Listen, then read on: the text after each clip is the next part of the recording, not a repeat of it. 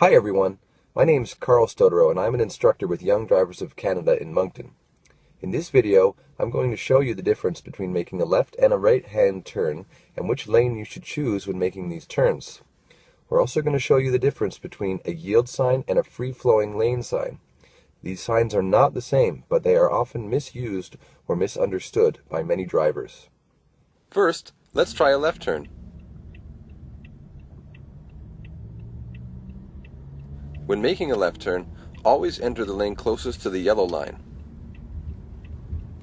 If your route requires a right turn shortly afterwards, change lanes as soon as is safely possible. Remember, you may only change lanes over a dotted line and not a solid line. When making a right turn, move into the lane closest to the curb.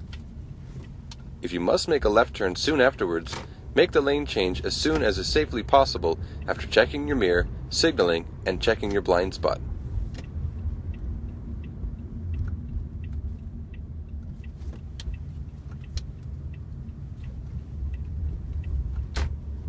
In some situations, it may be safer to move into the farthest lane rather than the closest lane. For example, here, when faced with this row of buses. A similar response would be necessary when faced with disabled vehicles, emergency vehicles, and construction.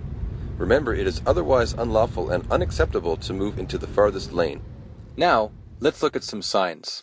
This is a yield sign. When approaching a yield sign, always first scan for pedestrians, allow them to go, and then look for cars moving on the roadway. Before entering the closest lane, make sure there are no vehicles in either lane. This rule also applies when leaving a parking lot or a stop sign. Leaving this space cushion is a good defensive habit and could prevent a collision with a driver who is changing lanes.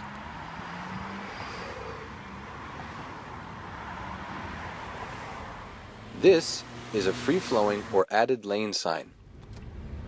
After yielding to pedestrians on the crosswalk, this sign allows us to continue onto the new roadway without having to wait or stop. It is designed to allow a steady flow of traffic. Remember again that you may not cross a solid line and only change lanes once you've reached the dotted line.